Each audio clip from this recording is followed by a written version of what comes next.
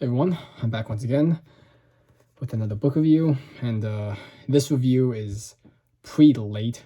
I was supposed to film this review quite a few days ago, but just felt really lazy, and so just didn't get around to it. Anyways, but yeah, today I'm just gonna be reviewing Locusts by Guyan Smith. It was released in 1979. Yeah.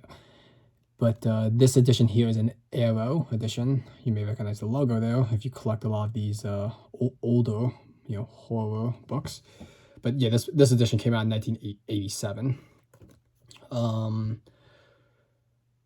guess now I'll just read the. Oh, I guess one thing I'll say is that this review is gonna be spoiler free, and it's also gonna be kind of a quick review due to the fact that this book is quite simplistic.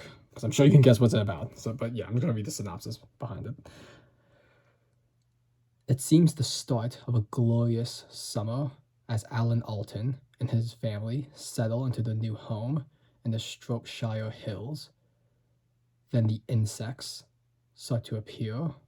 First there's one, then hundreds, thousands, millions.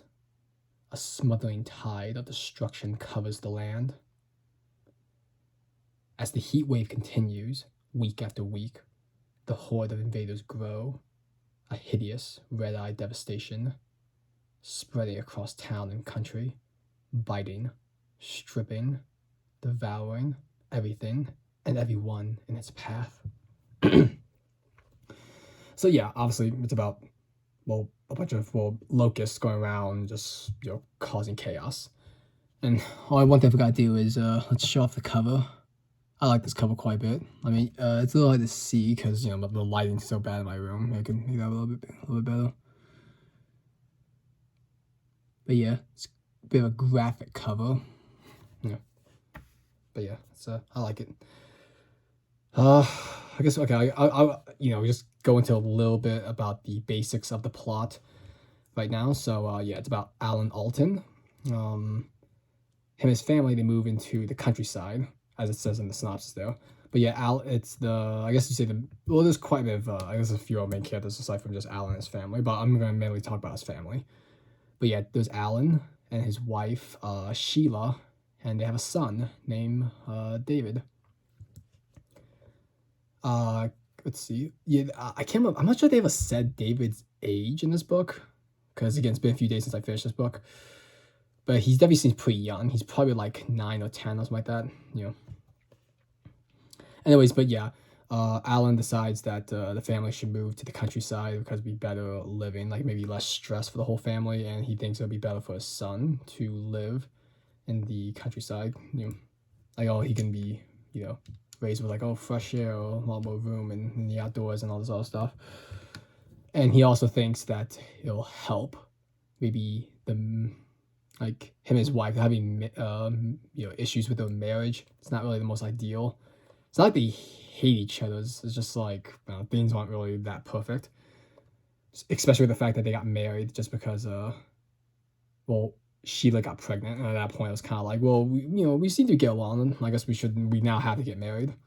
Like, it's not like they hate each other, and they just said they're going to get married anyways before the pregnancy, but that just sort of hastened it, Anyways, but yeah, they moved to the countryside, and when in the process of moving, there's like this massive heat wave, and also they describe how like the worst drought that's ever happened in the UK, that sort of thing.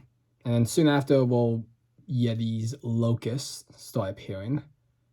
And I'm no expert on locusts, but I believe they mentioned this in the book. But yeah, they don't get locusts in England. So I mean, I'm not gonna spoil, I guess, where these things came from, but they just said that's kind of usual. And then yes, very quickly these locusts start breeding at a very fast rate, and they just like eat everything, like any kind of vegetation, and then eventually they start having a taste for flesh, including animals and humans. And actually, just keep trying to book it out. Yeah, they describe like first they went onto vegetation, they just like eating everything, and then with like the drought, the heat wave, and also a bunch of fires that were happening, it's just like England is just being, ravaged by all these events.